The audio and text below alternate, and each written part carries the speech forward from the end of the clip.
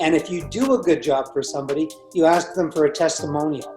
And then you build your online writing portfolio, and you have something to show people when they ask you, well, what do you do?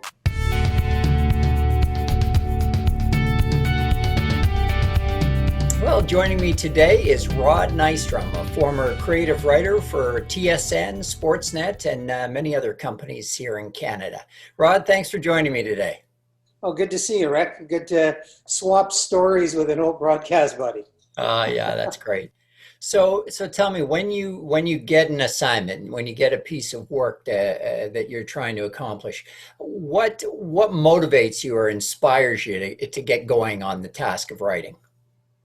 Well, it's like anything else that it's easy to procrastinate, but I find that if you just basically do it piecemeal and get your objective down, try to get your thoughts organized a little bit, and realize that you have to your assignment usually calls for you to try to get inside the head of whatever you're writing about or whoever your potential audience is.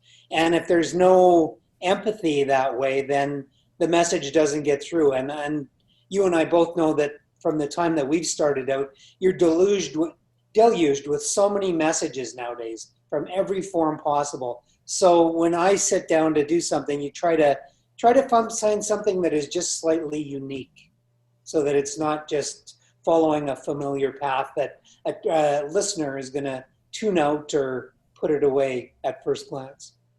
Do you have any special trick or technique you'll use on yourself if you get up on that day that you got to write and you just got a block? You just can't get over writer's block. Is there anything you do? It's pretty simple. I think exercise helps, or just going for a walk and clearing your head, and giving yourself a finite amount of time, because the clock does keep moving, and suddenly something you plan to do at noon, it's 3 o'clock in the afternoon and two other things have come up. So I think just sitting down and putting a pen to paper, or if you write on your laptop or whatever, and just doing it in small amounts. What gets daunting is when you think you have to write a 700-word article in the next half hour. But if you can get maybe your summary of what you're trying to accomplish, or just literally point form thoughts of ones you're going to incorporate, just a little bit at a time. That's the only way to do it. If you try to do it all at once, it falls apart. How do you like to write? Are you a keyboard guy? Do you like to pull out a pen and paper? What Probably a little little bit of things both. work for you? I've done a little bit of. There's a couple of ways. I think probably the easiest way to put out your summary is to get a good old notebook and then write down what you're going to talk about. And then if you're good on a laptop or a keyboard, you can fly that way, and it's not as messy as writing half a page and then stroking out the middle two lines. Right. Word processing has its benefits. Would you say has the role of a writer, or writing in general in our industry specifically, Yeah. has it changed over time due to advancements in technology? Yeah, that's a multi-tiered question, but yes, the role of a writer has definitely changed. And as you and I know, the bad news is that there are less broadcast outlets, especially if you're talking about sports writing, that demand your talents. In the days that we started out, there were more networks, more opportunities for conventional broadcast jobs. But conversely, now when I look at it, I see more opportunities in marketing, advertising, PR, technical writing, things like that. So if you're willing to kind of get outside of your sweet spot, there are opportunities out there. And just to follow that, there are a couple of things. When I thought about talking to you, I wanted to stress to people that are starting out, so we didn't give all gloom and doom, because I found the number one thing, I think, for almost any career, but particularly writing, is networking. So you talk to people like yourself, you talk to everybody possible that might be connected with this, and if you do a good job for somebody, you ask them for a testimonial. And then you build your online writing portfolio, and you have something to show people when they ask you, well, what do you do? I think that's vital. And the other big key thing that I have found, especially recently, is expanding your skill set. Like in my day, you could go out, you're a creative writer, you're writing copy, you're writing promos, you're writing news releases. That's what you did. But we've got a friend that works for CBC that every year he would go down with a cameraman and an audio man and go down and do the baseball spring training. The last time he went down, he was his cameraman, he was his audio man, and he did he had his iPhone. That's how he shot it. So I think that's what really separates people nowadays is the more tasks you can do. If you can edit, you can write, and you can shoot, you've got a leg up on somebody that maybe only has two of those things. Yeah, great points. That's very, very true.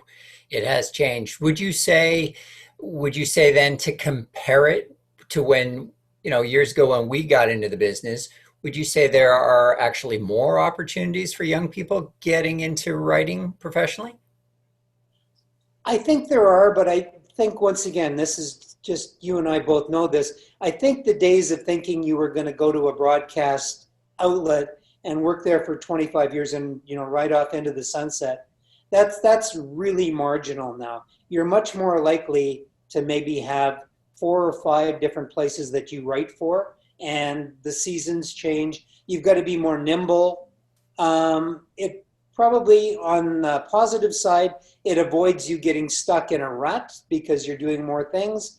But it's also, it's all in your approach to it, I guess. But I think you have to be prepared to be more nimble than you and I ever did. Right. Yeah, no, that's so true. I mean, in many ways, it's almost as if this industry now of broadcasting and writing and broadcasting, you almost have to become a bit of an entrepreneur. Yeah. You're self-employed to kind of make it work. Absolutely. And you're your best, once again, those testimonials for writing itself, an online writing portfolio. You do have access to some amazing tools now that I've just been researching recently. Like my daughter actually showed me how Facebook is a great place. I don't know about great place, but it is a way to look for a job. You go writing jobs in groups, and that brings them in. Twitter, you can kind of do a reverse search and go, Twitter, find me all the tweets with the 2 words writers wanted. So in that respect, it's easier, but it's such a broad field. So, the best thing you can do is start out on it and get better over time. And that's something that you and I didn't have when we started out. So that's a plus. Rod, those are great tips. Those are really, really solid. Yeah. So thank you so much for taking the time to join us today. I mean, this has been fabulous. I'm great. It's great that we can talk positive because we don't want to be giving gloom and doom to the next generation of broadcast journalists. Thanks for your time, Rick. Good to talk to you again, bud. Thank you, Rod. Take care now. You bet. Bye. I hope you enjoyed my conversation with Rod today. Before you go, do check out one of the other videos you see here on the screen. And don't forget to subscribe to the channel. I'm putting out new videos all the time, and you can pick up the latest tips from other professionals in the broadcast business. And a thumbs up, always appreciated. Thanks for watching.